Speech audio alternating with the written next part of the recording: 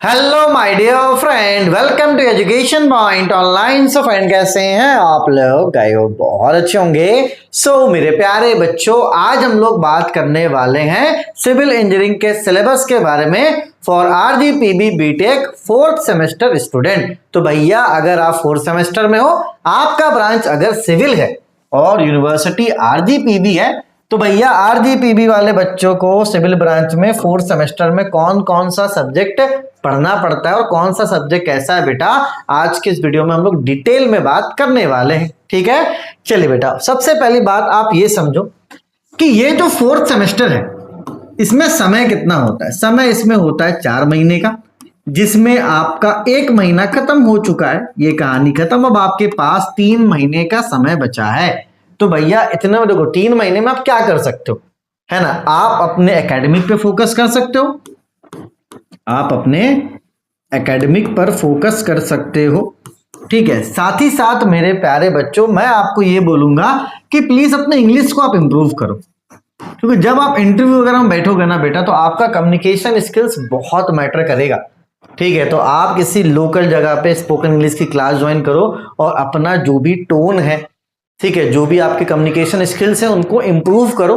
क्योंकि देखो, तुरंत ये होने नहीं वाला, ये कम से कम 1 से 2 साल का प्रोसेस है। तो अभी से आप स्टार्ट कर दो, खुद का एक दोस्तों का ग्रुप बनाओ, है ना, इंटरव्यू प्रैक्टिस करो, है ना, डिबेट्स करो। तो ये बहुत जरूरी, इस बात को आप समझ लो अभी भी, कि अगर कम्युनिकेशन आपका अच्छा है, थोड़ा बहुत 19-20 भी होगा तो चल जाएगा। तो कम्युनिकेशन बहुत ज्यादा जरूरी है। ठीक है, चलिए बेटा, तो अगर सब्जेक्ट्स की बात अगर हम लोग यहां पर करते हैं, तो ये इसको काटो, ये खत्म कहानी करो, कोई मतलब नहीं है, कोई मतलब नहीं है, कोई मतलब नहीं है। एग्जाम से 4 दिन पहले पढ़ना, पास हो जाओगे। सब्जेक्ट को भी हटा दो। ठीक है, चलिए, सबसे पहला सब्जेक्ट क्या है बेटा आपका? कंस्ट्रक्शन टेक्नोलॉजी, है ना, थ्योरी सब्जेक्ट है। और यहाँ पर कंस्ट्रक्शन के जो टाइप्स वगैरह होते हैं, कैसे कंस्ट्रक्शन होता है, ये सारी चीजें आपको पढ़नी है।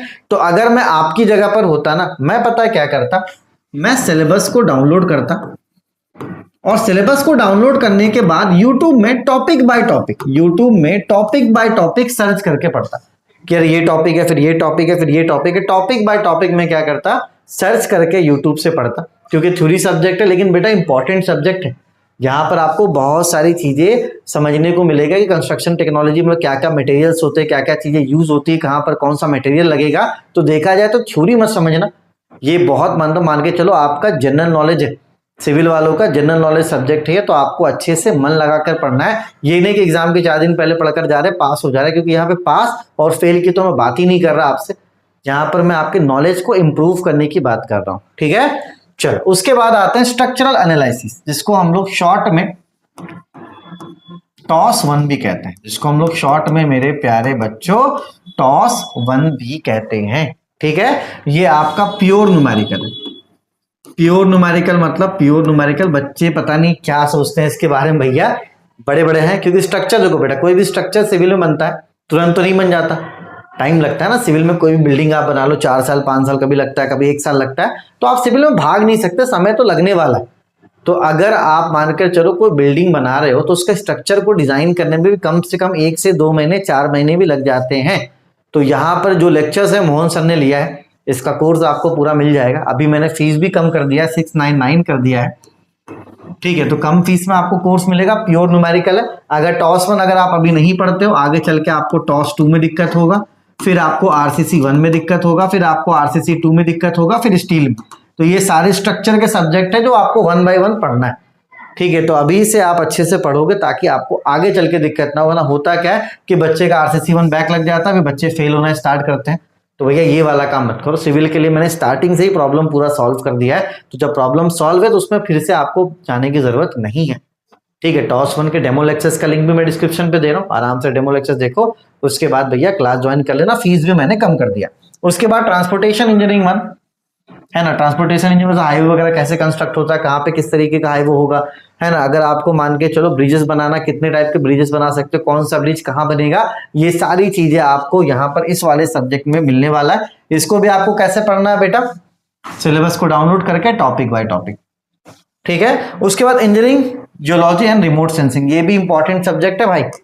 ठीक है, कि आपको एरिया को देखना है कि आपका जियोलॉजी कैसा, वहां पे क्या कंस्ट्रक्शन सही रहेगा, अब मान के चलो आपने ऐसे जमीन पे बहुत बड़ा मकान बना दिया, अगर जमीन मजबूत नहीं है तो वो तो गिर जाएगा, ठीक है। तो वो सारी चीजें आपको यहाँ पर पढ़ना। तो कुल मिलाकर बेटा बस पहले वाले सब्जेक्ट को छोड़कर एक सब्जेक्ट आपका न्यूमेरिकल है, और बाकी जितने सब्जेक्ट है आप थ्योरी बोल सकते हो, लेकिन वो थ्योरी नहीं है, सारे इंफॉर्मेशन वाले सब्जेक्ट हैं जो एज आ सिविल इंजीनियर आपको पता होना चाहिए। तो भैया लापरवाही मत करना, मैं तो आपको बोल रहा हूं इनमें आप खाली टॉस को छोड़ के इनको तो आप एक एक रात में पढ़कर पास हो जाओगे। यहाँ पर पास और फेल की तो बात ही नहीं है, यहाँ पर है भैया कि ये नॉलेजेबल सब्जेक्ट, इनको आप पढ़ोगे तो आपको नॉलेज होगा, ठीक है। चलिए तो अपने और अपनों का खूब ख्याल रखिए।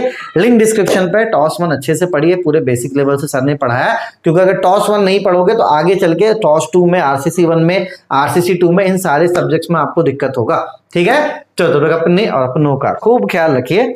Take care, bye bye, Tata.